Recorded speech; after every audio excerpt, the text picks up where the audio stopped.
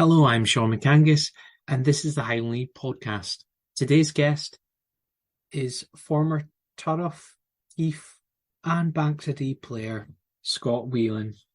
In this interview, he talks about his time at Celtic and Inverness youth teams, adjusting to the Highland League, a successful period at Keith, moving to America, his kidney transplant from his mum, and much more. Hope you enjoy this interview. So, first of all, Scott, what are your kind of earliest kind of memories of playing football, would you say?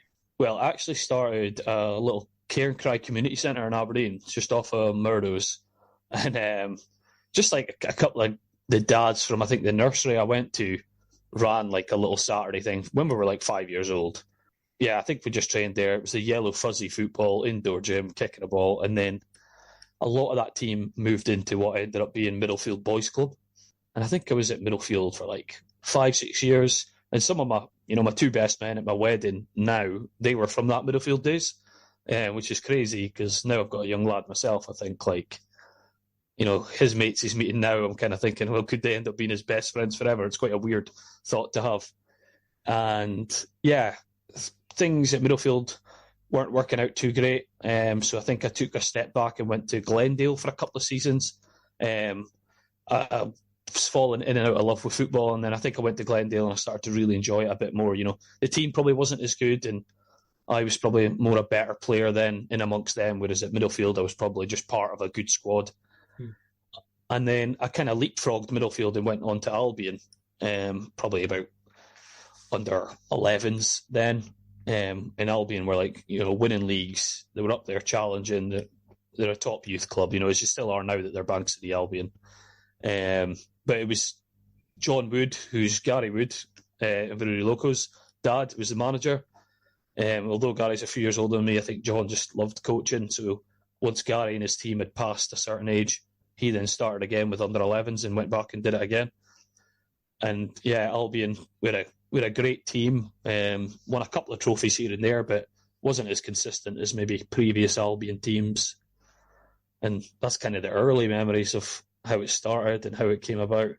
Yeah, so was there anyone in that team that kind of went on and had a decent career, either at Highland League or higher? Yeah, so Jordan Layden was in my team. Nick Gray was in my team. Aaron Taylor Sinclair, who's now at Airdrie, was Wigan, Partick Thistle, many others. David Law, who will come on to, the golfer, was in that team. Yeah, I think that's all. I better not be missing anyone. In the early days, there was a couple came later that maybe played Highland League at different stages, but that was the kind of ones who were there from the early days. Yeah, so how did you find that? Is it quite, at that age, playing at a team that's kind of winning, is there expectation or is there... Yeah, if you know Albion and you know Bankside Albion, they kind of run it like a pro youth, and that's the way they've always done it. Even the young ages, you were training twice, maybe 3 times a week. The idea was that, Albion, at the time it was between Albion and Dice at every age group. I know now, I believe now there's like 6 different, West Dykes, there's Lewis Uniteds and all these different ones, but it used to just be Dice, Albion, and maybe the odd West Dyke team would pop in. And yeah, we'd be going for leagues back and forth. And then there was actually a good Portlethen side came out of nowhere as well in my age group that had a lot of big lads as well. But yeah, it was good. I played almost everywhere on the pitch, as I kind of ended up doing in the Highland League as well many years later. But enjoyed it. Something that the competitiveness at a young age, I think it probably shouldn't be there till under 12s, 13s, but then you need to slowly kind of ramp it up to the stage where people learn how to beat an opponent, how to win your 1v1 battles into the game once you get to 14-year-old, I think. In terms of that, was there a stage when you were younger you were wanting to kind of go on and pursue it, or was it kind of just one of those things, you're a wee kid and you're just playing football and you're just kind of... Yeah, probably not. I know it sounds a bit crazy, but when I was probably not getting a game for Middlefield at under 9s, under 10s, and that's all my friends were at Middlefield. So at the time I'm thinking, I'm not that good at football. You don't really think too much into it. And my brother had an extended time at Rangers, Aberdeen, Albion as well, and then Montrose as well in the end. So I think I always thought my brother was going to make it as a footballer. He had more of that, what I would say, more natural ability. Even from under eights, he was the best player in every team he played for, whereas I was probably the type of person that I had to really work hard to prove where I was at all times. And then obviously the Celtic thing came about out of nowhere, and that's probably when I first started to take things a little bit seriously. Yeah, so how did this Celtic kind of situation happen? So it must have been probably under 13s-ish, and the guy, David Law, I played centre mid with him for an extended period at Albion. We were playing against Grammar School, and who's now a friend of mine, Rhys Gray, centre half for St Macer and at the time Hilton Boys Club, I believe, had told us that Celtic were coming to watch him as a centre half and David Law, who's a centre mid for Grammar School in a school game. And I think I must have played really well that day. And then my dad's Irish, so he got the phone call like a week later from a guy called Gary Forbes. He was based in Hilton, not too far from me. And he basically said, look, Scott was on the radar, but we decided on Dave Law. But having watched them both against each other, we felt Scott had a bit more about him, and we'd like to invite him down for a week's trial and play a game at the end of it, I think it was. So I think the week after or 2 weeks later, myself, Rhys, my dad, and Rhys's granddad of all people, we went down. I believe it was we went down on the Thursday, trained on Thursday night, trained on Friday night, and then stayed. If I remember right, we went to one Celtic game on the Saturday, and I don't know if it's just a young memory or not, but I'm pretty sure it was Celtic when they got beat from Clyde. Celtic away to Clyde, and Roy Keane was there and everything. I've got a funny feeling it was something along those lines, or we were just there for the weekend. I can't remember exact. And then we played St Mirren on the Sunday, and I think we won like 3-0 or something. So, yeah. So in terms of like, how did you feel, going on trial at such a big team at that age? Kind of surreal. Those that know me, it's something that I was never really bothered by it at all. Because because I felt like I'd came from, I was worse than everyone, and all of a sudden I've got a trial at Celtic. I kind of felt like a little bit of a grit between my teeth that I was going to prove everybody that didn't give me a game wrong. I was going to be, this guy, and then all of a sudden, I'm on trial at Celtic, and then Lenny Taylor, who Aberdeen youth legend, was our head teacher at school.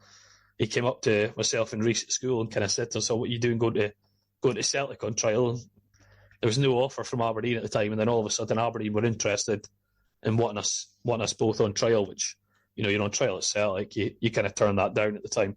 But I was offered Celtic first on trial, and then, got asked to play till the end of the season, and I ended up doing a few games for that. And I think for me, I felt like, well, they gave me the opportunity first. Before them, nobody was interested. So I felt like I would stick with Celtic and see it out. Yeah, so what was that like as an experience being there?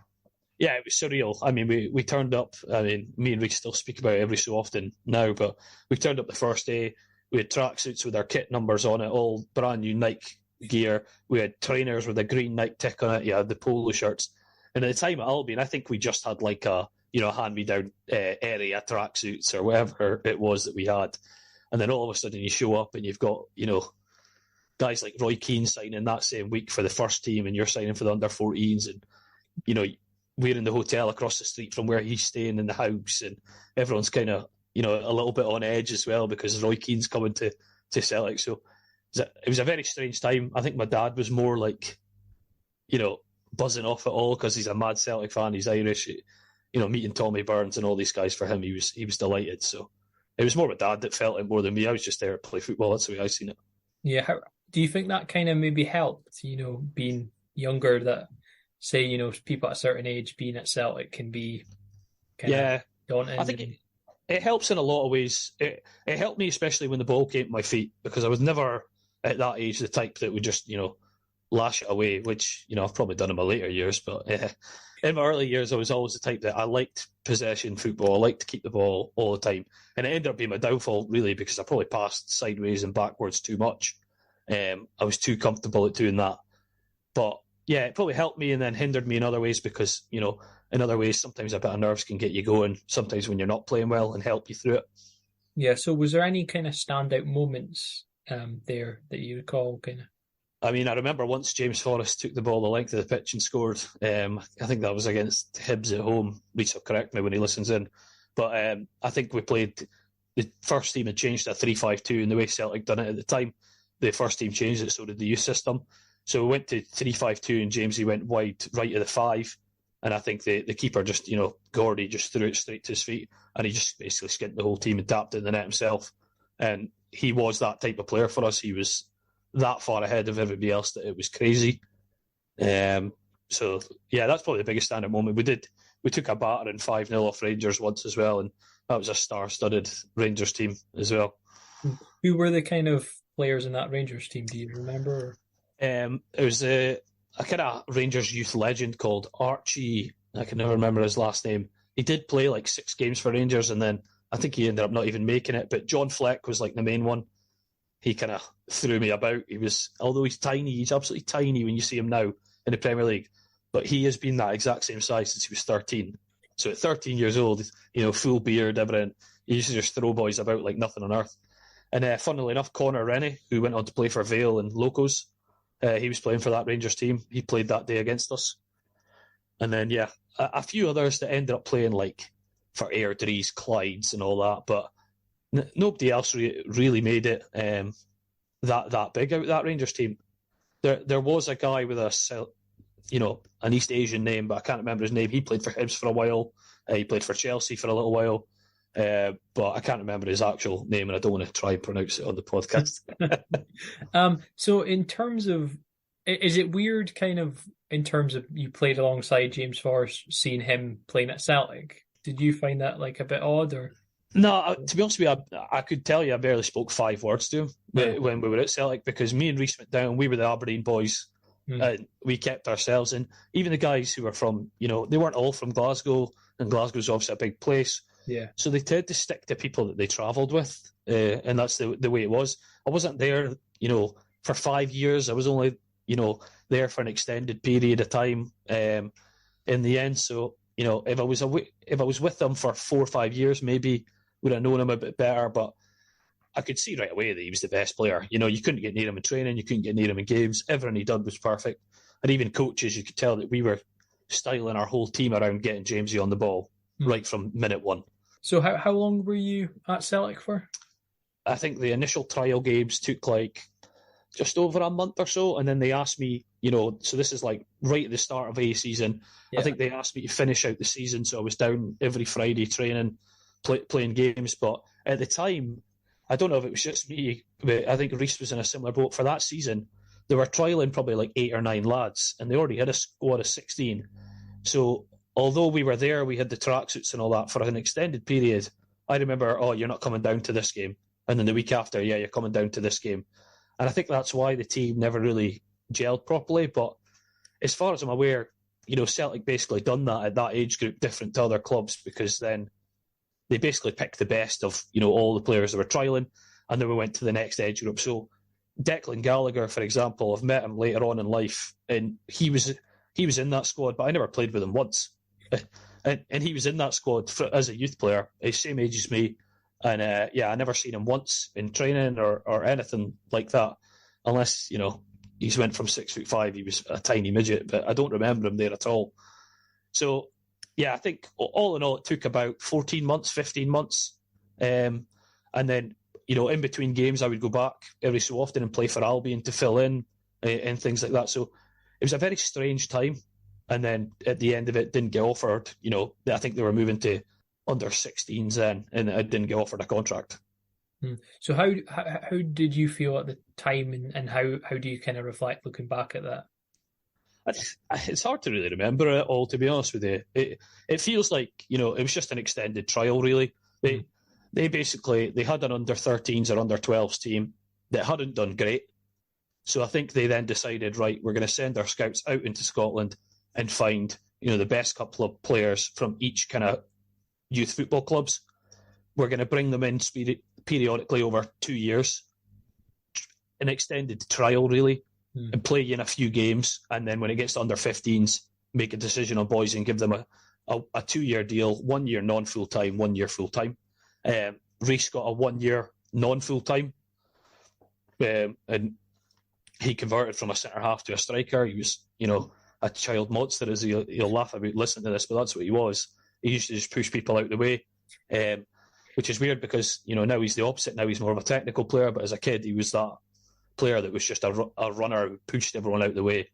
And he stayed 1 year longer than me, and then, as I said, both of us ended up at Inverness 2 years later anyways. Yeah, so what did you end up going to Inverness straight after Celtic, or was there a kind of period? I think there was like 8 months or something. I went back to Albion. Albion were head-to-head with, I think it was West Dyke, actually, for the league. And I went back for the 8 months to try and win the league. We didn't win it. But I went back there, I think it was 8 or 9 months. And then I think my last 3 months over there, I was on trial at Inverness Caley. So my first year at Caley, because I'd been at Celtic and stuff like that, they put me up with a year above myself. So I went up with Gavin Morrison, who was Brora, Stuart Leslie, Nairn, Colin Williamson, a few others that are still playing. They were a year above me, but, I played with them probably for about 3 months, tail end of the season. A few guys from Aberdeen as well, Jamie Cromar, who played for Cooter for years in the juniors, and Michael Fletcher played for Rothes and Fraserburgh for a short spell. He's in Australia now. So I travelled up with them, played with them for 3 months. Then at the end of the year, I signed for Inverness and played the season with my own age group, which was my year group and the year below me then. So it was Kev Fraser was my year, and then year below me was Andy McCaskill, Stuart Armstrongs, these guys like that. Yeah, so were they, in terms of like Armstrong, did you always think he was the sort of player to kind of go on or? No, being honest with you, if I had to guess anybody who was going to make it, it would have been McCaskill by an absolute country mile. Every training session, every game we played in, there was a small moment where you went, wow, what McCaskill's doing. Because at the time, Inverness, we were probably getting beat most weeks in that youth system. Inverness had just come up from Division 1 at the time into the Premier League, so they decided to invest in the youth system. They brought, probably 30-40% of boys from Aberdeen or north of Aberdeen. And we were getting beat most weeks because it wasn't filled with boys who were used to that academy-style, really rigid, youth football, club football. The best players can do kind of what they want because the clubs can't afford to lose them. Academy football, doesn't matter how good you are. You have to play within a system and you have to change. Yeah. So. Yeah, it's more about kind of adapting and stuff to different systems and being exactly that. Being coached a bit more, would you say? Yeah, I would say that. And I'd say, I don't know if Ian Polworth listens to this, but he was the manager, the Clark manager for years. He was the youth manager.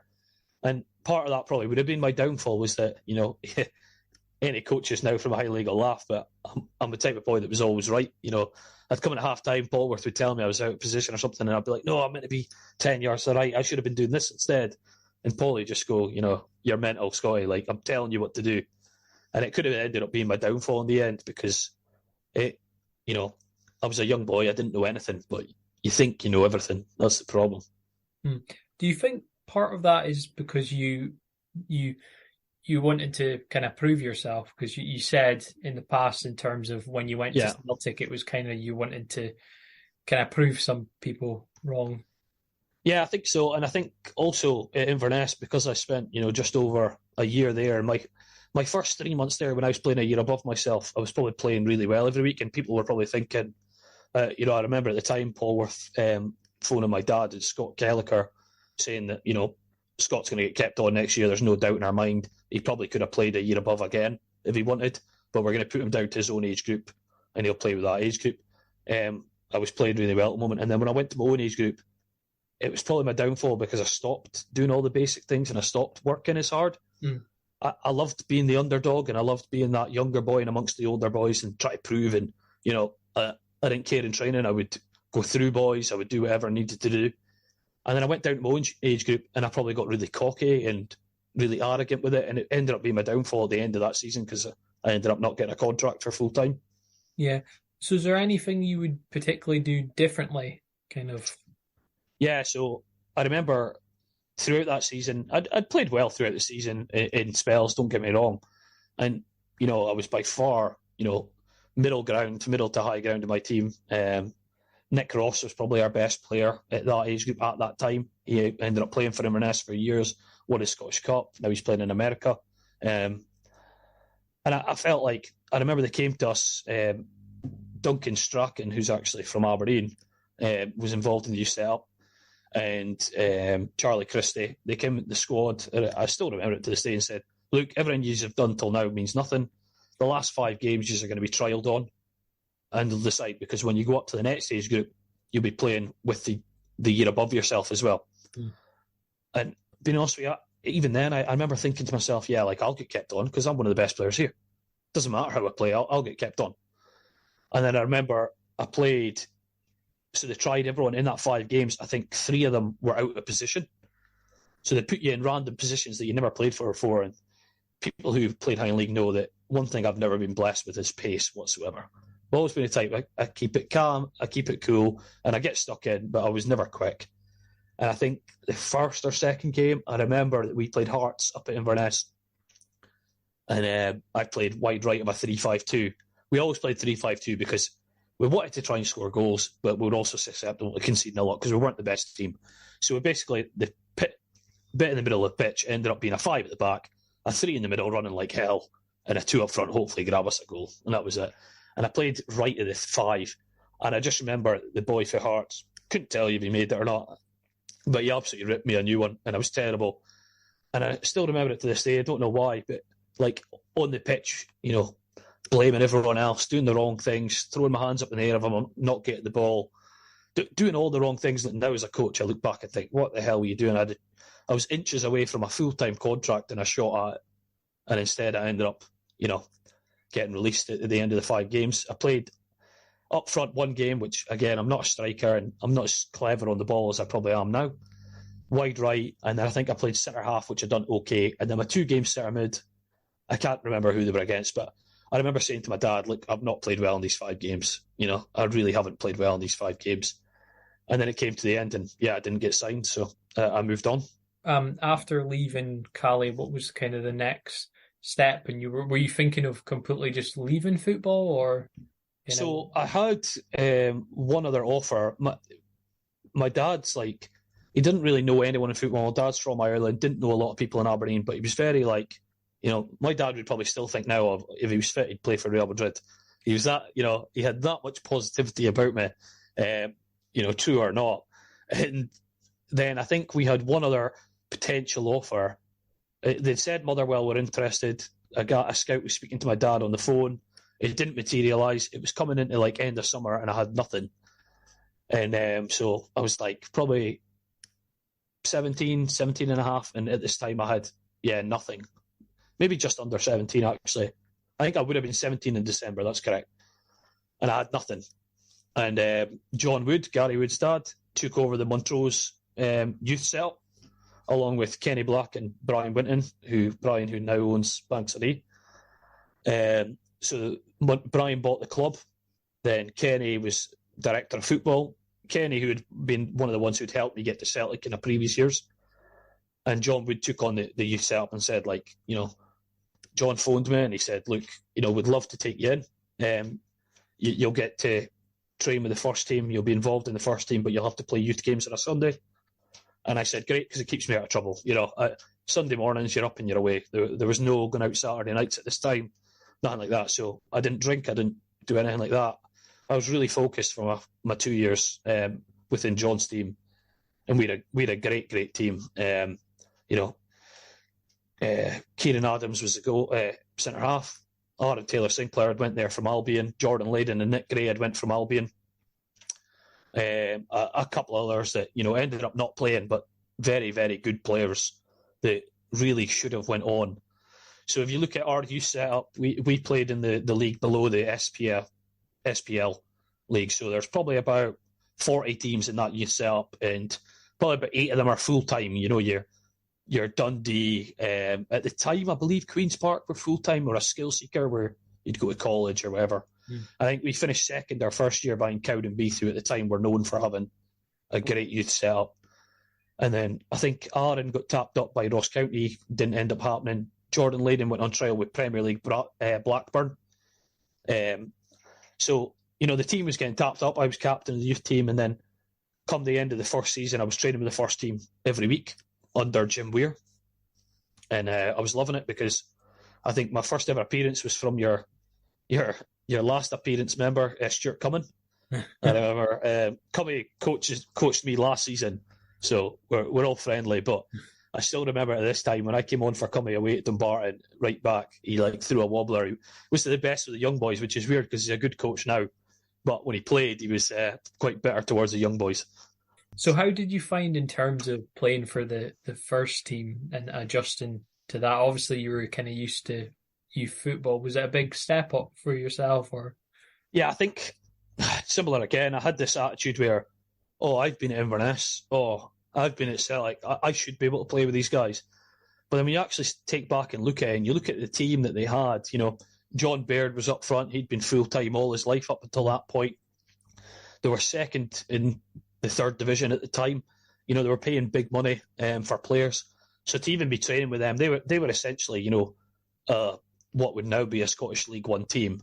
And I was training with them, once a week. I think twice a week with my own team, once a week with them. And then I think, I made that season for Jim Weir, I think 2 appearances off the bench. And then the next year in pre-season, I think me, Aaron, a guy called Mark Russell, Kieran Adams got to do pre-season with the first team. And a guy called David Hanna, who ended up playing for Formartine for a very short spell, came in as manager, and David made it quite clear that I was going to be part of his plans for the first team, me and Mark at the time, I believe. And I was delighted. And then we're about 2 weeks into the season, and David Hanna knocks out a fan on the touchline and gets the sack. So it didn't go too well for David Hanna, and then he went to Formartine after that.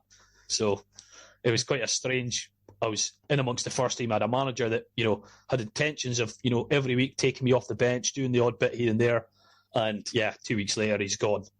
So what happened? So I can't remember. I think we were playing Arbroath in a derby match, and I think we got beat. Fan was giving him a bit of lip.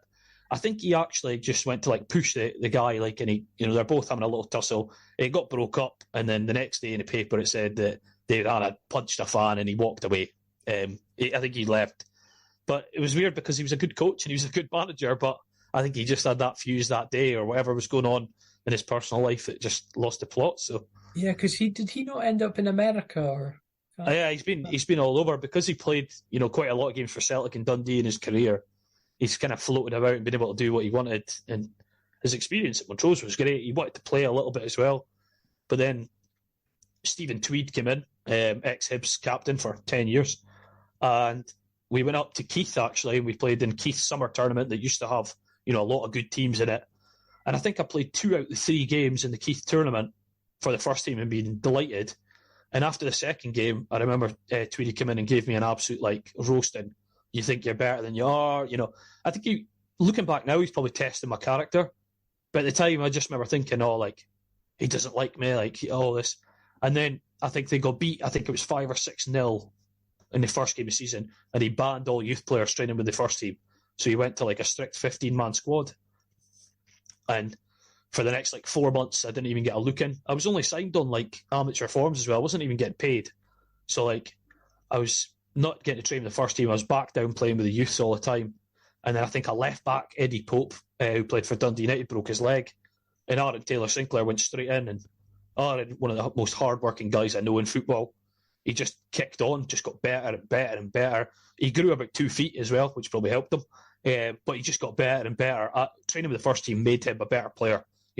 He's saying that, okay, these guys are better than me, but I'm going to be better. Whereas I seen it as, I'm already better than these guys, when I probably wasn't. So a bit of a different attitude. And then Stephen Tweed made it clear to me that I was not part of the plans to train with the first team. I was still only 18 at this point. So, to play in the under-20s for them, I still had 2 years of doing it. So, regretting now, I've heard a few guys on the podcast say they've got no regrets, but for me, I've got a lot. Because in that point there, I probably should have just got my head down. But I tried to organise moves to other clubs. I tried to get away. And I ended up going just training with Peterhead and Aberdeen instead of travelling down to Montrose every week. Yeah, so was there any kind of other options that you possibly could have went to? Or Yeah, so I spoke to George Adams at Ross County, and they basically said that, the contract, although I wasn't getting paid because I was on a pro youth contract, they would have to pay compensation. And George basically said, we beat County, our youth system. County did not have a good youth team. And he basically said, look, you'd probably play with us, no doubt in my mind. You'd play in our youth team, but we wouldn't pay for an 18-year-old to get out of his contract at Montrose unless he was the type of player that was playing every week in third division. And he's right. Looking back at it now, would I have paid to get $5,000, $10,000 to get somebody out of their contract? No. Looking back, if I was Montrose, would have I let myself go for nothing? Probably yes. Which they ended up doing, but it was probably about 6 months too late. So, in terms of once you left, kind of Montrose, what were you think? What was your kind of state of mind in terms of football at that point? So I trained with Peterhead, with the late Tatty and Andy Dornan, who I still speak to now, and they basically said, "Look, like we'd like to try and put you on like 1 month loans to a couple of teams, but you don't need to sign with us because we've got a couple of teams that we loan to every season, and there's no problem. You train with us twice a week, you play for our 20s, and you just go play juniors or you play Highland League." So I went to Turriff for an emergency loan for a month. Played with Dave McKenzie and Turriff's first season at Highland League, I believe. So I played 3 or 4 games there under Chris Hunter, and then I went to Dice for probably 3 months at Dice, and I enjoyed it. And then I think after that, they wanted to loan me out for a full season, but I'd actually just got a job that had me travelling quite a bit. My first proper job. It was an apprenticeship where I was working down in Arbroath at the time for a year, but only Monday to Friday. So they put me up in digs Monday to Friday, and then I'd come home on a Friday night. So I had no time for training, and then I'm getting home late on a Friday night. No team's going to play you if you've not trained.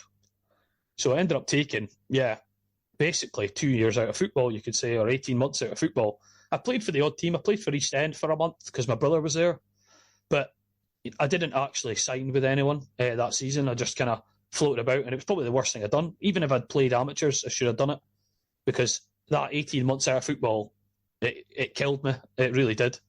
Do you think if you'd had that spell of, playing somewhere more regularly in that point, do you think that might have kicked you on in terms of getting back maybe to like a Montrose or kind of that sort of... Yeah, because, so it's hindsight and it's karma for myself, because I was at Montrose. If I'd been there, then training would have just been, 10 minutes along the road when I was living in Arbroath. But because I'd kind of, made it a bit sour there's nothing I could do, unfortunately. So, because they seen it as the captain of their youth team just walking away. That was what they seen it as. I seen it as, I'm wanting first team opportunities now.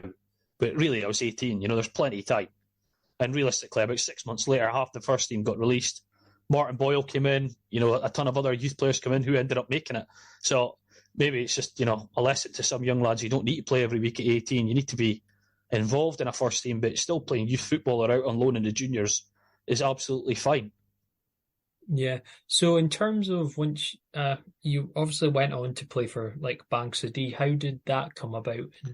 Well, I don't think it'll come up on my forms, but I think through my uncle, Graham Park, who was Cove assistant manager, Peterhead assistant manager, Daniel Park's dad, I think he'd basically mentioned to Jim Cheen and Dave McGinley at Huntly that I wasn't playing anymore. And I'd played against them for Montrose in a friendly literally 6 months before it, or 18 months before it.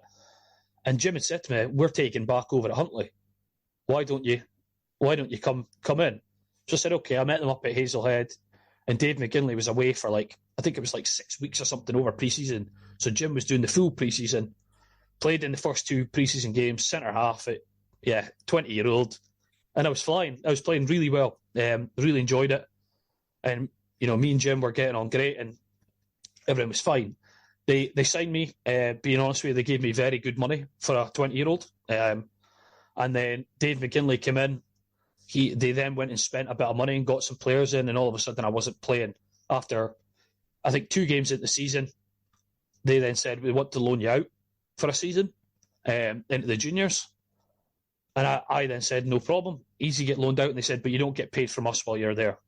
And I said, yeah. I said, well, that doesn't really sit well with me, because you've given me this contract, and outside of it, I bought a car, I bought, I kind of based it on, I was getting this money per month, it's in your bills.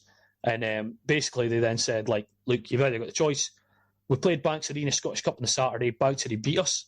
I didn't even get on because I was a little bit of conversations going back and forth. But we'd played Banks Arena summer and pre-season, and I'd played really well. So then I kind of left it for a week and just trained. And then Dave McGinley came in and said, "Look, Banks Arena have made an offer. They're going to, give you the same wages, and they'll buy you outright." And I was like, right. I was wondering why Banks Arena were interested, and then I realised that Brian Winton had bought over Banks Arena. He had left Montrose. They bought over Banks Arena. So yeah, it was probably 3 games into that season, and then Banks Arena just bought me, and I went straight in. And the worst thing possible, the captain was injured, and the vice captain was injured, playing Hermes, who were going for the league at the time. And I was 20-year-old, and I came in, and the managers made me captain on the first day, and it didn't go down well because then I didn't play well. My first game at Banks Arena went terribly against Hermes, and then I was never captain for them again. But I was only 20. I don't think I should have been captain. But I think that start of the season, Banks Arena had a rough start of the season. They're wanting, a bit of fresh meat to help out. Their captain, Danny Tritton, at the time was injured, so I just went straight in. So yeah. Yeah. So what was it like in the juniors? Was it a bit of a shock to the system, or not really? Yeah. I think again that ultimately became my downfall. I became one of those guys that, even though I was 20. I remember we were 3 weeks into the season, we got beat, and we turned up on the Monday and we were just doing the bleep test.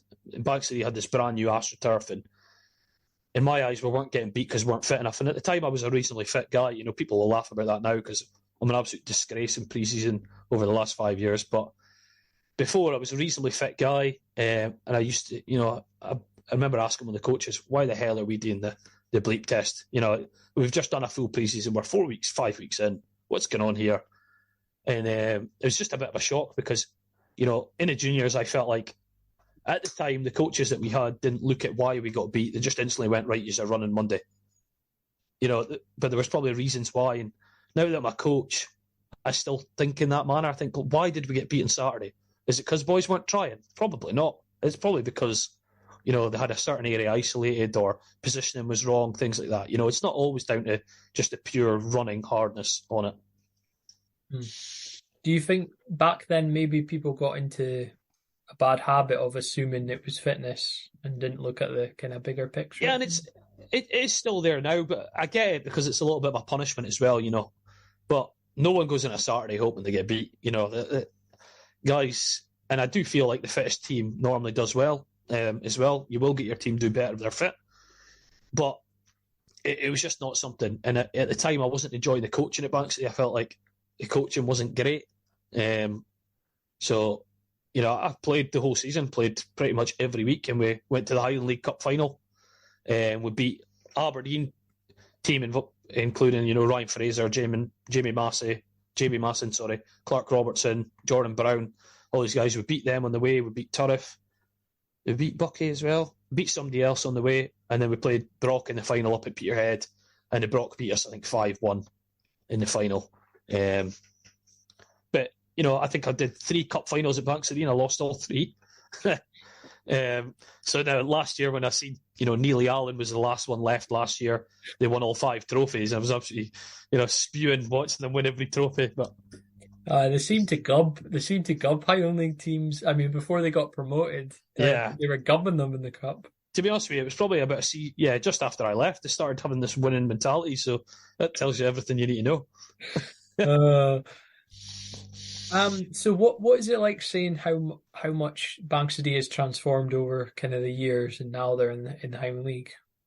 It's definitely changed in a lot of ways because, when I was there, with the respect to the coaches that were Doug and Kev Will, and at the time, they kept their scouting network to players that they knew, and they also always looked to bring in guys that they'd previously coached. Like that was like their aim was they had this opinion that any player that came from the Highland League must be better than what we've got.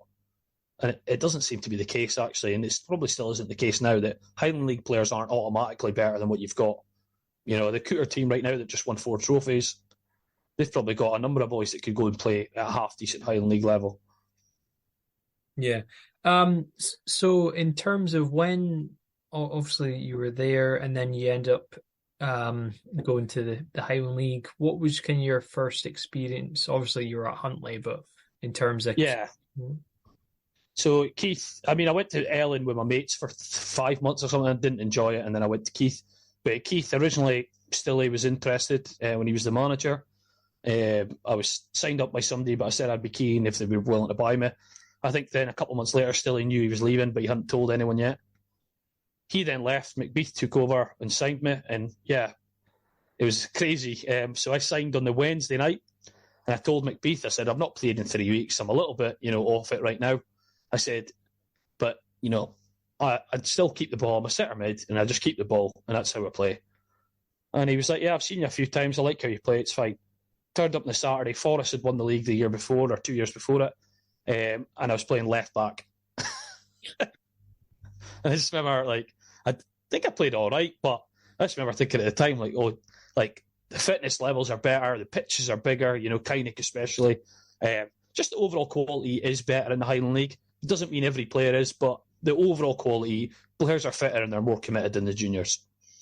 Yeah, so how did you find playing under him? What was he like as a manager? Yeah, McBeath was a really great guy, tremendous guy, but a strange guy to have as a manager. He's probably, and I hope he doesn't mind me saying this, but he done well at Bucky as an assistant. And I feel like he is an assistant if he steps up the leagues. He's quite quiet, good at coaching, but keeps himself to himself. Sometimes a manager, you need him to, speak to the boys, tell them through it. You turn up at Monday in training, and his training would be good, but if he doesn't bring that energy, that buzz to training, then sometimes it falls flat. He shouted the odd time, but being honest with you, I was never that manager where I thought, I don't really want to get on the wrong side of him. I seen him as a really nice guy and a great manager that you could go and speak to about personal stuff and a great man-to-man type guy. But on a Saturday, if we were, not at it or training was a bit slow in tempo, sometimes he wouldn't bring that energy. He'd be like, try and get your boys buzzed for it. That's why I always felt anyways. Yeah. So how did you find that first wee while at Keith and kind of adjusting to the Highland League? It's a strange season because we still had Jerry O'Driscoll, Murray McCulloch, Rafa, Murray Kinnaird in goals. So there was a legacy Keith team that had won trophies there before. But being honest with you, Jerry and Murray won't mind me saying this, they were coming to the end of their careers. So realistically, we were probably in a really bad transition phase where we were getting beat both weeks. We finished fourth bottom, I think. Lossy, Strath and Fort finished below us. So out of that pack between Keith, Huntley, Wick and all those guys, that's the worst. You don't want to be that fourth bottom team at the time because realistically, teams below you. In fact, actually, Fort, Lossy, Strath and Rothes were poor at the time. So we're fifth bottom. But you don't want to be that fifth bottom because out of that team below us, none of them were investing money. We still had a little bit of investment. So yeah, it was a tough time to be at the club, but some of my best memories in football are from that little while at the club because we're a team that, we had probably the best team spirit I've ever seen. At that point in the team, we had some laugh, we had, trips away together and all that, and we steadily got better as time went on, which was the good thing. Do you think that helps in terms of togetherness? Because you said at our youth team days, they weren't really. It was like people coming from elsewhere, and you didn't really have a unit together. Yeah, 100% it helps because I remember, for example, Cove. We were Cove were going through a small transition themselves. They weren't as great for a couple of seasons, but they were still top 4 team. And they came to Kynick one Wednesday night, and I think we beat them 3-0, which was a massive shock result. And I'm fully convinced we only beat them that day because we just had this buzz about us at the time. We went through a 6 or 7 week spell where we had a little bit of a buzz about it, but still remember that game so well because I was playing right back. Hutchie was playing centre half. Eric Watson put himself up front. Hutchie clears the ball. His boot comes off. Eric picks up and just throws it over into the garden across from the stadium. Hutchie's walking about with no boot. It's over the fence. And he's saying to the ref, what the hell's going on? He's threw my boot over the fence, but Eric just stands there, didn't touch it. I didn't move his boot. So we've got to play with 10 men for 10 minutes while Hutchie goes in and gets his boot.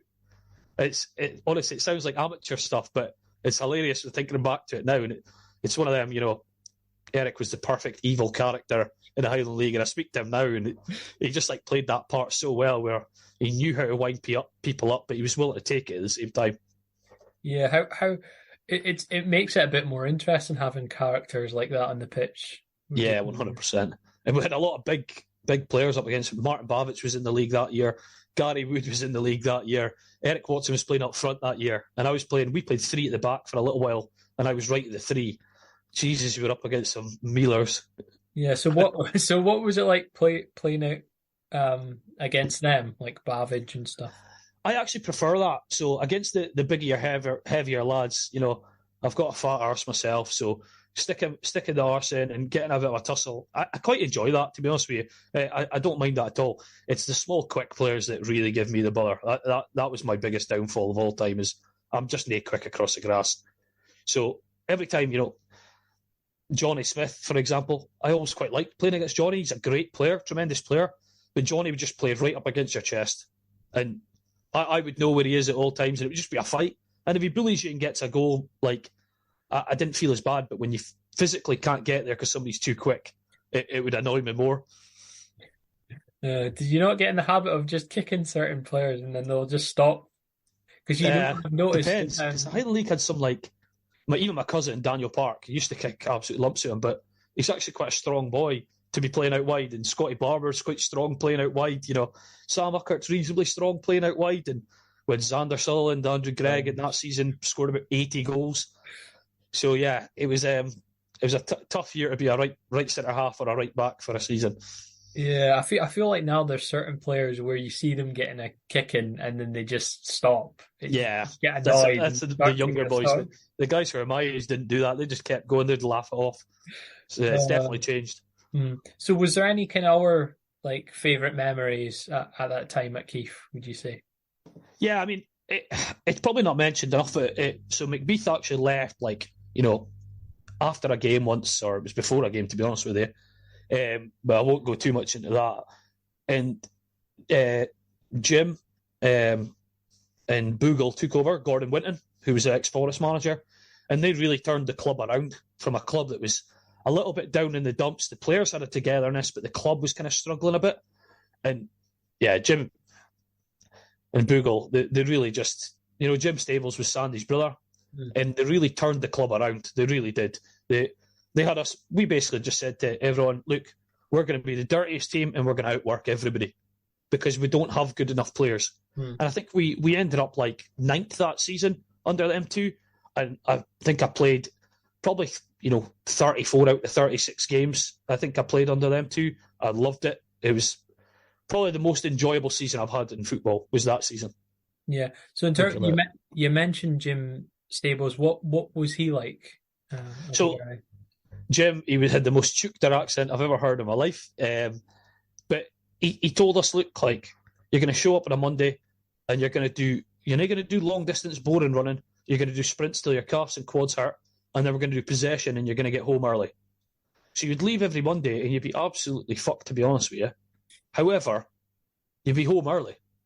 And I think he got the boys on his side then, because he just said to us, look, you come, you do the dirty work and you're home. Because at the time, we trained up in Keith for a short spell as well.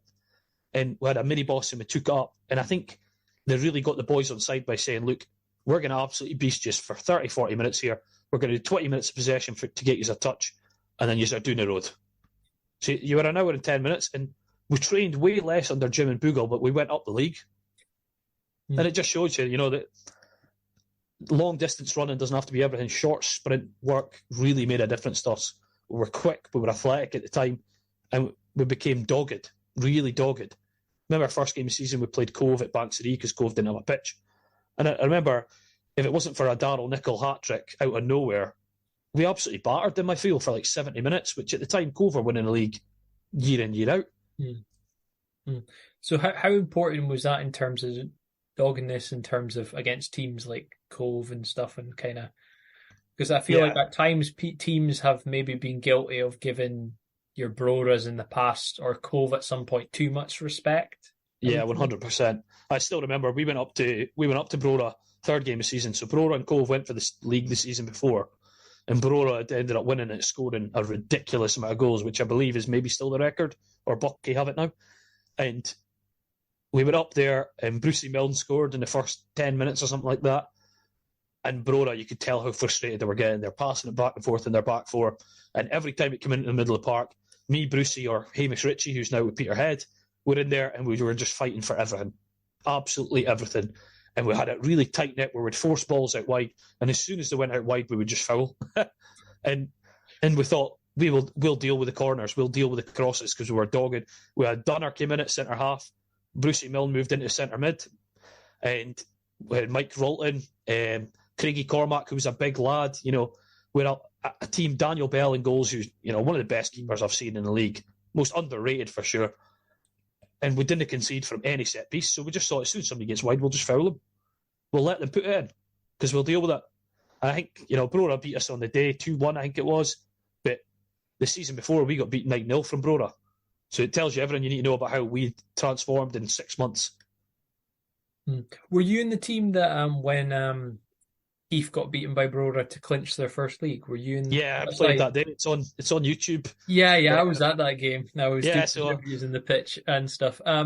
No, but it seemed to. I mean, I remember that game, and Daniel Bell was just outstanding. I mean, unbelievable! Yeah, he's one of those keepers you always wonder. I mean, he was at Bucky, obviously. Yeah. You always wonder why didn't he go on and play for Peterhead or Yeah, exactly. He definitely was good enough. He was one of them that he was no nonsense. He was big. His kicking was good.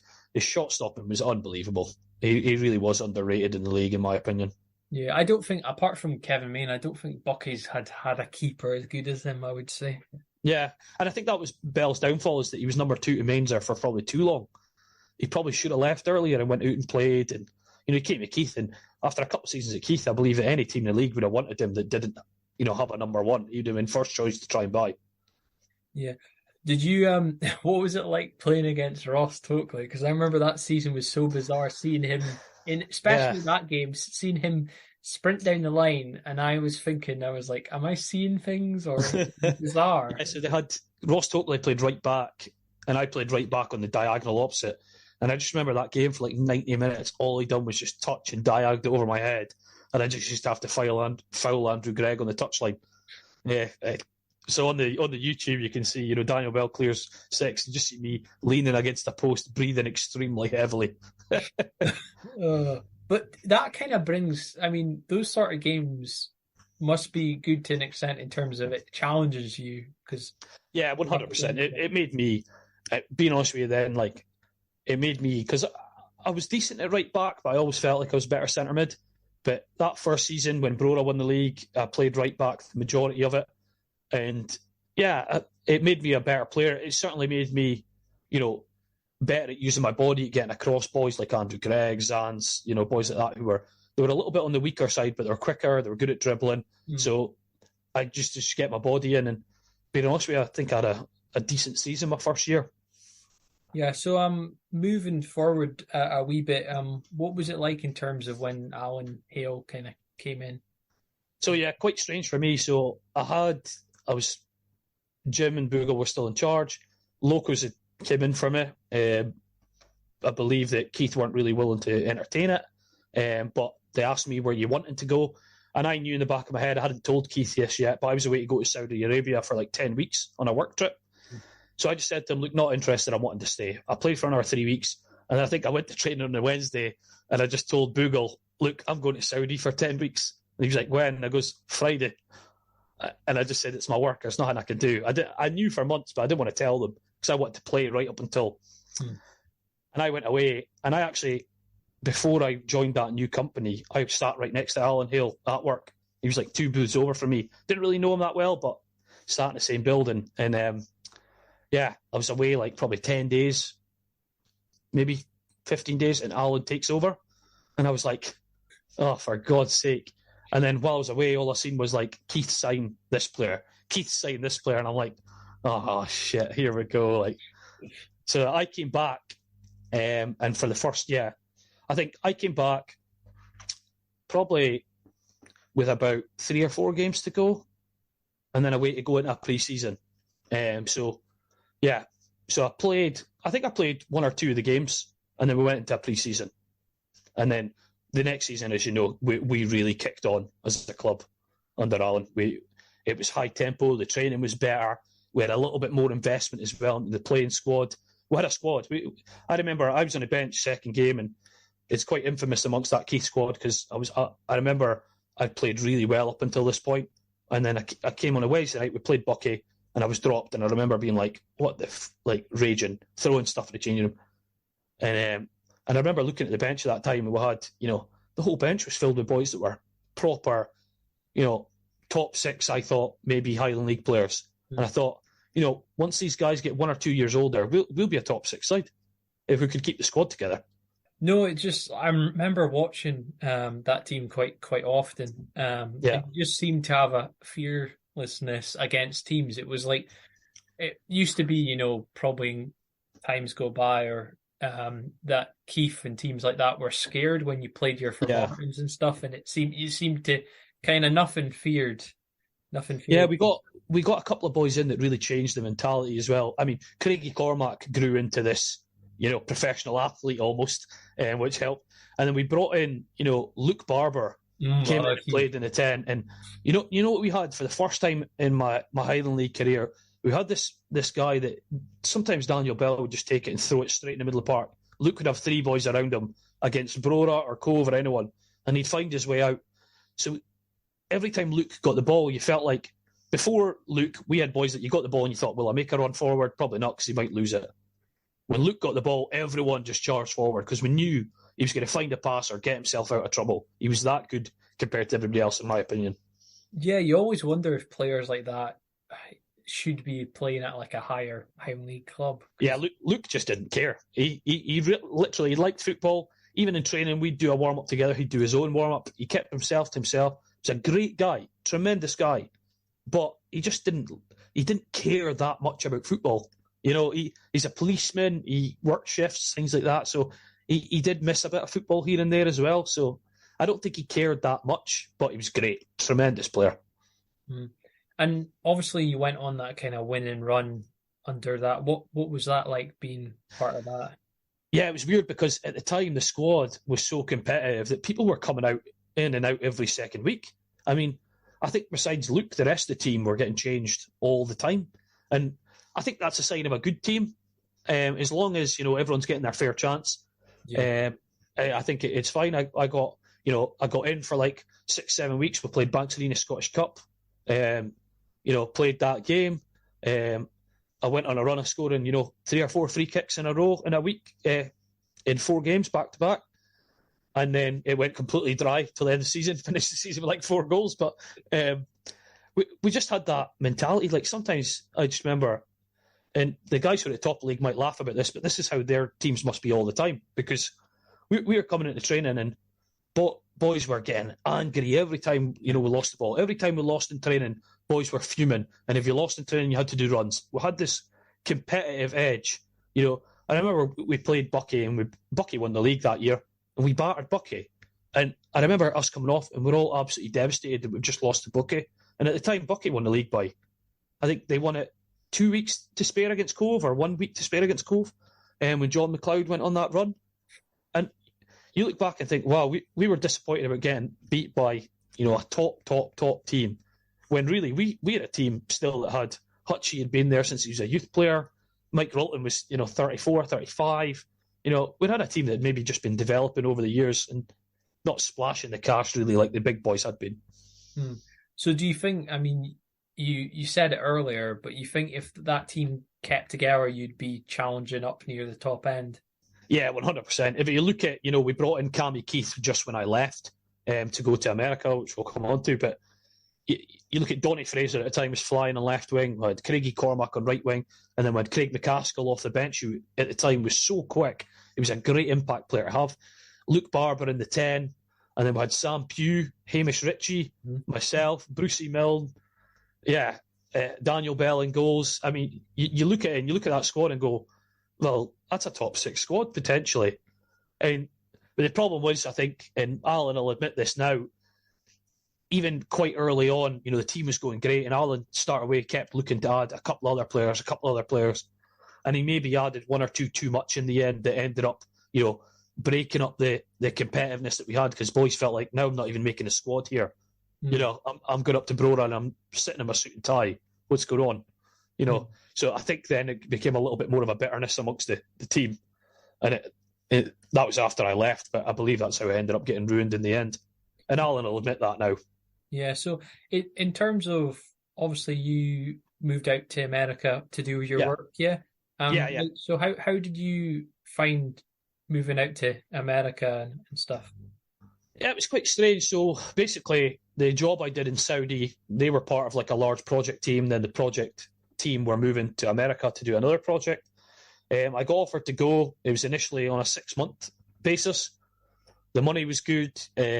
Lifestyle. I'd never been to America at this point. And I think I took the decision where I was 24 then.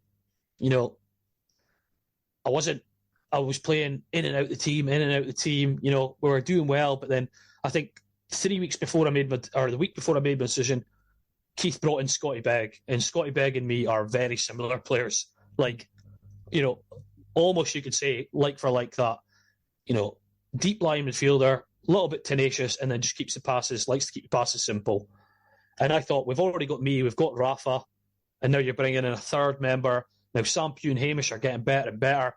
I'm seeing myself as going, look, am I as committed as these boys now to keep going? Or do I take this great work opportunity and ended up taking the work opportunity? Yeah. So in terms of, were you always kind of looking to play football out there when you were? Yeah, it was kind of one of the first things I'd done because it was only initially 6 months, I never took my then fiance out with me. I just went out on my own, so I didn't really know anyone. So initially I was just like, right, I'm going to find a team. I played fives with a team, and then he was part of an expat team. So I actually played fives against Chris Nidry, who ex-Keith, and all those, and I speak to him now. But yeah, they were part of an expat team who were a very good junior team at the time. So they had over 35s and under 35s. So I also played for the under 35s, and they were a very, very good team. Yeah. So what was it like there in terms of, you know, football? Did people take it as seriously as? Not the juniors, you could call it over there. They didn't take it as seriously with training and stuff like that. But like, they had that many players that if you weren't up to it, then you wouldn't play, and that's the way it was, you know. And then like halfway through the season, a USL2 team reached out to me, asked me to play Albion Hurricanes. So I think I spent the last half of that season training with them. I played probably 6 or 7 of the home games for them, but the away games were like 10-hour bus journeys, 8-hour bus journeys, and I was working, so I just didn't do that. It was a mix between like older guys like myself and younger guys who were still trying to make it pro. That's what it was in the USL. Yeah. So what was the standard like? Hard to tell because, you know, I mean, even at my expat team, we had Andy Driver, who won the Scottish Cup of Hearts, like some good players in there. But the USL2 was weird because some of them technically were amazing players. They're all from Colombia, Mexico, Ecuador, all these random places, Brazil. They were amazing technically, but positionally, they're probably all very selfish because they're all so hungry to make it that they all want to look like the superstar all the time. You know, they dribble all the time, but they always play out from the back, so which suited me. You know, all the time. They never went long once, which suited me down. Yeah. So how did you adjust to, say, playing in the heat? Because that was the killer. So I played centre half because I wouldn't have been able to play centre mid there. And it's funny because like we had this thing where we had a guy, a left wing guy, Sylvester. He was extremely fast, like faster than any player I've ever seen in the Highland League. You know, typical, you know, African American athlete, like could run. And I played right centre half, and I used to keeper would just roll it to me, and pretty much, although no teams went long, we did it like 4 or 5 times a game. I would just touch and diag it straight to Sylvester, and we scored like 8 times out of 10 with it. So I loved playing over there. I preferred their style of football and their attitude towards football to ours, and it was a lot better standard than people think. Yeah, do you feel it's people kind of slip into the stereotypes that?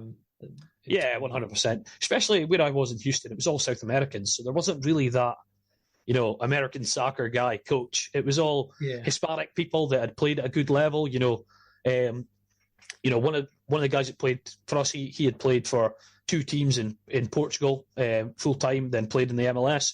He was an Ecuador captain for like 8 years, played in a World Cup, you know, and he was playing for us. So there was a mixed bag of people that were just Houston's a massive city who tend to be in Houston. So you ended up getting, a good team. Yeah. So, in terms of, did you ever have like opportunities to go higher level or? No, probably not, because the way it works in the USL is, they're looking at young players that they can then sell into Europe. That's what they want. They want to make good youth players, sell them into Europe even for 100k to fund them, because you don't get paid well in the USL, especially the USL 2. It's like a glorified Highland League type, couple of hundred fans, but it's all youth type players. It's all players who are 18, 19. They decided not to go to college and they're going to try and get spotted that way. Yeah. So moving on in terms of, obviously you went through that experience with your kidney and stuff. What do you kind of remember about it, and how hard was that to go? Yeah, so even when I was at Keith, I used to throw up at halftime in every game. Never told anyone, never mentioned it to anyone. Used to just keep it to myself. After training, I sometimes used to go to the toilets. Remember, we trained at Asda at Came Hill in Aberdeen, and I used to go to the toilets afterwards and throw up. Never told anyone. Used to just keep it to myself. I thought I was just really unfit, and managers probably thought that as well. And then during COVID, I thought I maybe had COVID. Went to the doctor, found out my kidneys were gone, and they put me straight onto dialysis. So I made the decision, me, my wife, and we had a 1-year-old son now, to just come home to Aberdeen in the height of COVID, which was not easy. So how tough was that, going through that situation as on it top was of the current COVID kind of? Yeah, it was extremely tough, because we were hoping our season was going to go ahead in America.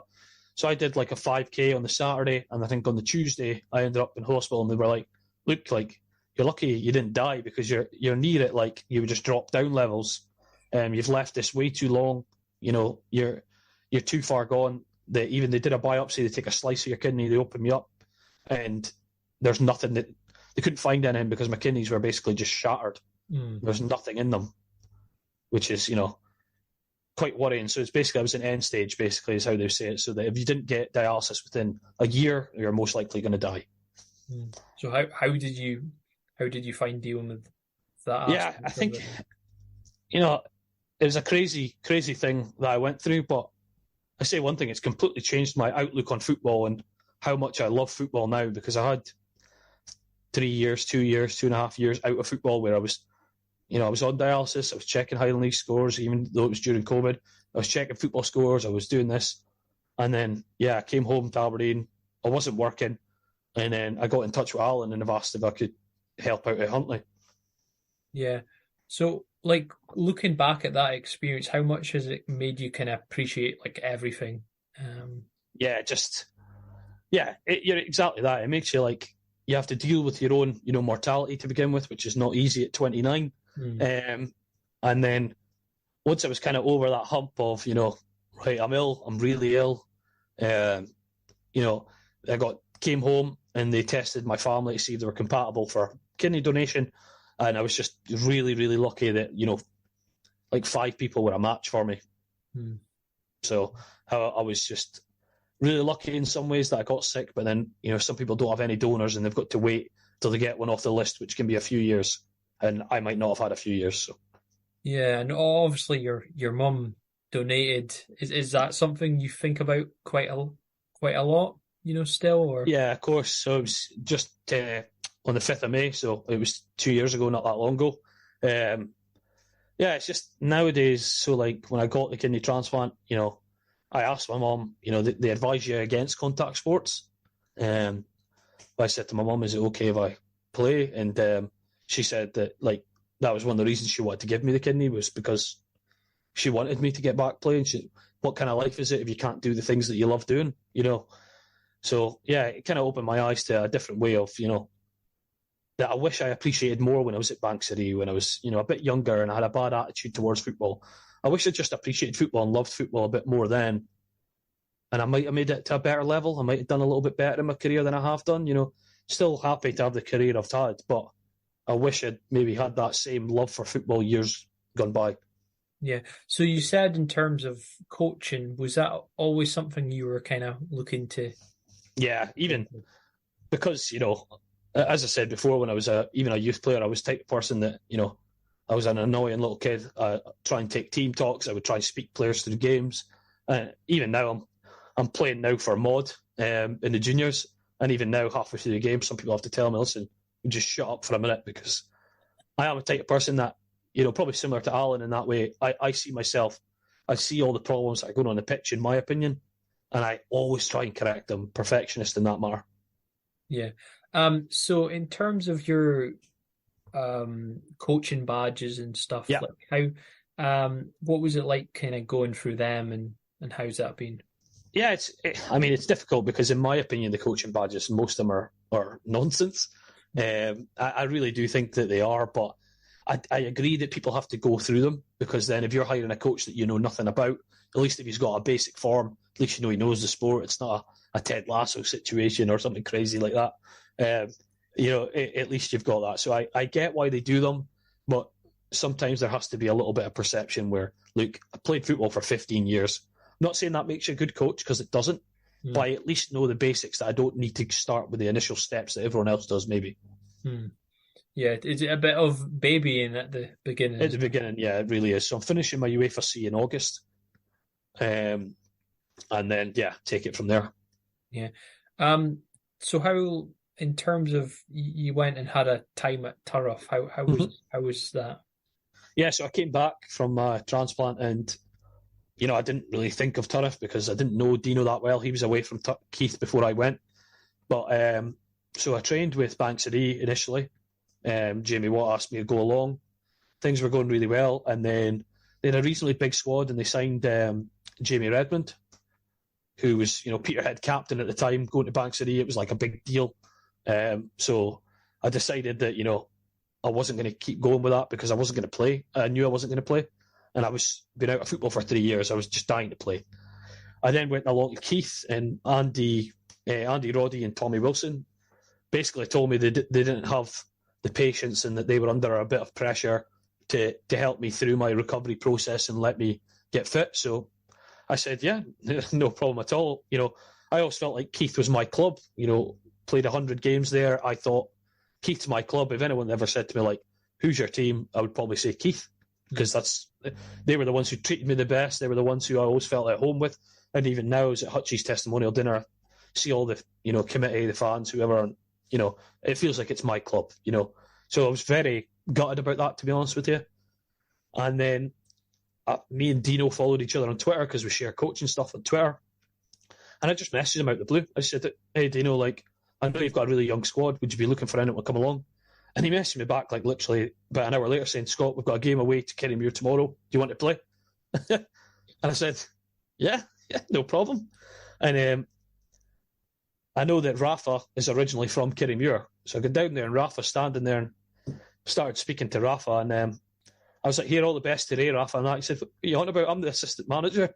I was like, where? He said, Turriff. And I was like, I had no idea. I'd played centre mid with Rafa for 50, 60 games. I had no idea he was even at Turriff, so I should have texted him originally. But yeah, and I really loved it. I was playing well in the final pre-season game. I was only say 11 and a half, 12 stone at this point, so reasonably trim for me. I was fit, and then the Wednesday night, we had the first game of the season on Saturday, and I'd done my knee. And it was just a ligament strain, so it just went swollen. But yeah, I'm on pretty much maxed out on steroids for the rest of my life. Yeah. So I'm puffy all the time. I gain weight very easy. And then I had 6 weeks where my knee was up. I wasn't allowed to run, wasn't allowed to do anything. And the weight just piled onto me through my fault as well. And the rest of the season was just an uphill battle trying to get back in. I think November time, I got back in and I was flying again. We played Forest up there. We were up 1-0 till the last minute. I was played 60 minutes and I was fucked, and I was played very well. And I remember afterwards, I was delighted, beaming. We got a draw. Turriff were going through a tough spell. And I was delighted. I just remember being like, oh, I'm back. I'll get this weight off, man. I'll be back. On the Monday night, we had a 20s game. And Dino said to me, you're not playing because you'll be absolutely knackered. I said, no, I want to play now. I want to play. So we played away at Stonehaven. 2 minutes in, tore my groin. Gone. Dino, bright red, screaming at me, he's fuming. He's understanding, but for the rest of that season, I couldn't get going. I I think I was out till end of January, then I got COVID, and then my whole season was a write-off. Because it was my first season back, really, I really struggled. And then, so then I did pre-season with them, but I decided, myself that I didn't think I was going to fit enough to play Highland League anymore, which was a tough decision. I thought, if I go and play juniors for a small while, or even see what happens, then I'll play 90s and hopefully get myself fit. So that's what I've been doing. Yeah, so how have you found it at Mod? Really good. Boomer's the manager, Ryan Christie, Boomer. Okay. So, everyone's terrified of him, which is, I think that's the way he likes it. He's a new manager, and having myself and a couple of other older lads, Matty McDonald's there, who was at Keith with me, and, older lads have helped him because Cummy's obviously left now. He's doing up his house, and he's got his brother in. But it's just been good to be back playing 90s every week. I do get frustrated, and I get annoyed in training when things aren't, people aren't passing the ball sharp, people aren't doing things sharp. I get frustrated, and then I have to put in a WhatsApp message after and apologise for losing the head at training, and then I pay a £5 fine for apologising over WhatsApp, and but I'm enjoying it, but I keep needing to remind myself that I'm not better than them, because this is the stage I'm at in my career. A lot of these players are better than me at Mod right now, because I'm not as sharp as I once was, and I think bringing myself back down to that makes me a better player. We played Cooter a couple of weeks ago, and I was basically just like a hatchet man. I was just going round, kicking it and lumping up the park, because Cooter, being honest, are a better team than us. They finished 40 points ahead of us, so that'll tell you. And we held them up until the last 5 minutes of the game. So I think once I've got that, home truths from Boomer a few times, called me a fat so-and-so a few times, and I think it's really kicked me on to get going. So I'm excited to really get going with pre-season. Yeah, so what are your kind of hopes for the next season? I'm signed with Mod again. Me and Boomer had an agreement that, if a Highland League team came in, I would go. If a junior team came in, I wouldn't. Because if I'm playing in juniors, I'm going to play for Boomer because I believe in him. But in the Highland League, I obviously would hope that I could lose a bit of weight and go back Highland League. A small injury there for a month or so, but besides that, I haven't had much injuries this year, which has been good. But I'd really need a good pre-season in my first, and then take it from there. Our ideal with Mod is to hopefully, we just missed out on relegation, which is great for us. We're hoping to try and climb into the that top 6 bracket next year. Because there's not that much points between the bottom half and the top half in the juniors. Yeah, is it quite a competitive league? Yeah, I mean, Ellen beat us 4-0, then we beat them 5-1 2 weeks later. So it's that type of giving and going. It depends on how it goes in the day. The players are good. And at Turriff, I ran the under-20s when we won the league. So I've got a few of those boys on loan at Mod with me. So now I'm playing with them and talking them through games rather than just coaching them. And I really enjoy that side of it. So in terms of your coaching, what are you doing with that these days? Yeah, so I think I've parked it for now, but I think, I want to get fit. I want to play for Boomer for the next season or two. But then I think I'd probably like to, once I'm 31, so I'd probably like to see out my career when I'm finished in a player coach role somewhere. Even if it's a 4-year player coach where you're not playing every week, but you're dipping in and out when the team needs you and still training as long as the team's training in Aberdeen. That's the ideal way I see my career going, because, with my work commitments and other things like that, maybe I don't have enough for 30 games a season now, and maybe I would get injured if I was playing 2 games a week. I don't know. But I think that's the kind of future plans, that I would do that for a few years and then in my mid-30s either step into management or do what I need to do. Yeah, so in terms of the coaching badges, I'm always interested about this. Sure. You do it just online? Is there stuff you have to go away to? Yeah, certain ones you have to go away and do. Other ones are just online. There's like modules for it all. And then in August, I'll be completing my UEFA C, where they'll give me a session to give. I have to come up with some drills and, relay the session in person. It's in West Hill, which I've just moved to a month ago, which is handy. So me and Andy Watt, who's at Turriff, he's a full-time coach day-to-day with kids. So Andy Watt's doing it and I'm doing it together in August. Oh, that's good. Nice and handy. So yes, exactly. Don't have to go to Central Belt. Exactly. That's the key thing, because they're normally always in Glasgow. Yeah. So a couple final questions. So out of your career so far, who do you think has been the best players you've played against and played with? I'm going to give a long-winded answer for these, but, best players I've played with would, 3 boys that played SPL, James Forrest, Ryan Jack, Aaron Taylor Sinclair. More local level, like Highland League, I'd have to say probably Luke Barber was probably the best player that came while I was in Highland League.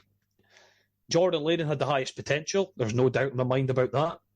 But Luke Barber, probably the best. I only played probably 2 weeks with Calmy Keith, so I'm not going to count him because I know Calmy will be listening and I'll be seeing him in a couple of weeks, so he'll be giving me an abuse if I don't pick him.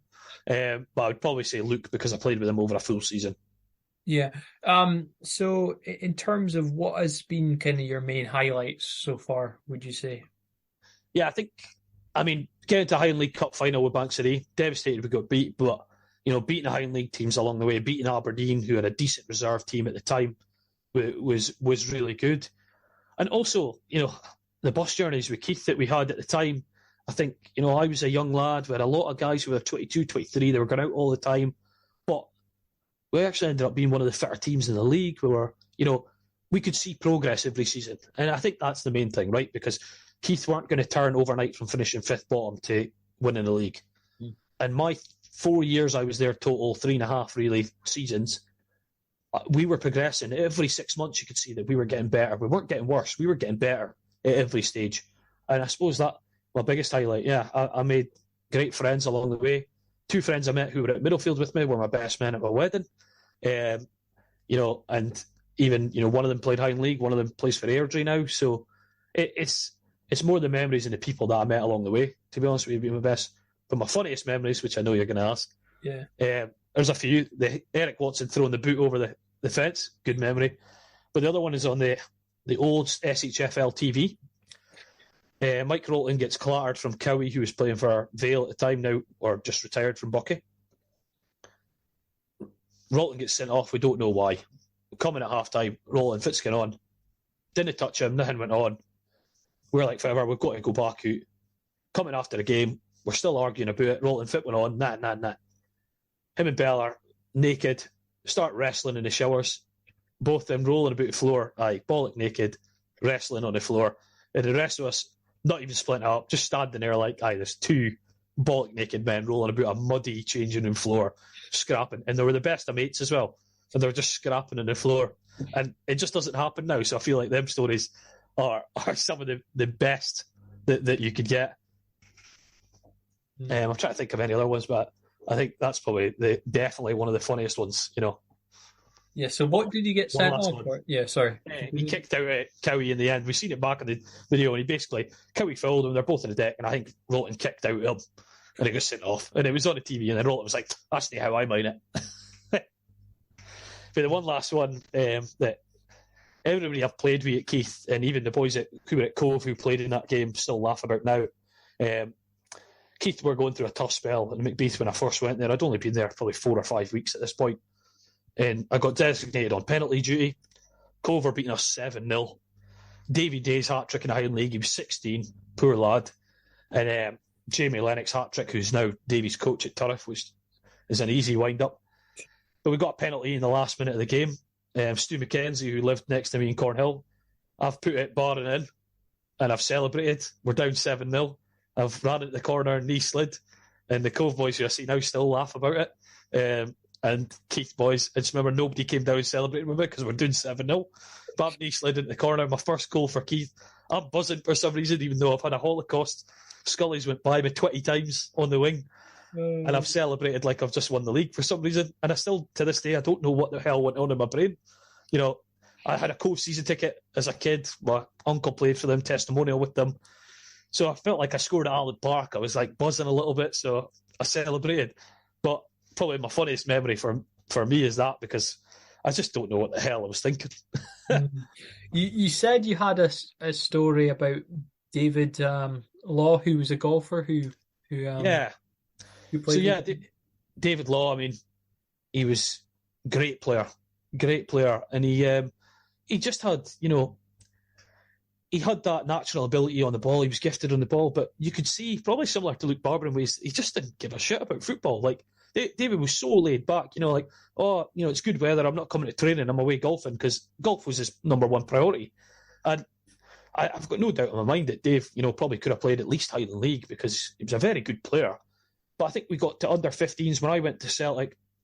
Dave finished out the season with Albion and then just quit and went full-time at the golf. And, well, he just won 2 tournaments last year, so he'd be doing all right for himself. So I'm sure he's not worried about the £50 a week Highland League wages anymore. Oh, that's funny. Last few questions. So, is there any kind of particular players at the moment that people should watch out for, either in the juniors or Highland League, like young players or kind of keeping under the radar a bit? Yeah, there's a lot. There's a guy, Dice, they signed him from Montrose, I believe. Sam Garnham, I believe his name is, plays on the wing. He's too good to be playing juniors. He's small, looks a bit young, but he's a good player. And then in the Highland League, you've got some really good youth players at Turriff that, some great youth setup. GT, Graham Taylor, who's involved up there in the youth setup, does an amazing job at picking out these players from all over Aberdeen that are good young players. I don't know where the hell he finds them. I don't know how many youth club games he goes to watch, but he finds these gems out of nowhere. And Turriff have got a really good youth setup, but probably their biggest problem is that their first team are only 21, 22 years old. So for a 17-year-old at Turriff, when are you going to get your chance? Because the guys ahead of you aren't that old either. So, they've got a good problem where they've got youth players that will get sold into the juniors and they'll make money off them. But to name a couple, Andy Watt's still young. He's 22, 23. He's had a bad injury this last year, but he's the type of player I could see being a Highland League captain for 300-400 games. But the biggest one that stands out is Dylan Stewart. Dylan Stewart at Turriff's too. You can see on the ball, you can see in training, you can see in games. He's got that natural dig about him. But as far as I'm aware, I went to last year trip away with Dill. I don't think he'd leave unless he went to Celtic because he's a mad Celtic fan. I don't think he'd leave Turriff for any other team. League Two, anybody. I think he's the type. He's a local lad. He loves the club. But what a player! What a player! Thanks for listening to the Highland League podcast. Make sure to leave a review on iTunes or Apple Podcast. It would be much appreciated and support the show. You can keep up to date with the podcast on our Twitter, Facebook, and Instagram. And to listen to more episodes, you can subscribe on Podbean, iTunes, Spotify, and any other podcasting platform that you use. Hope you can join me next time for another interesting interview.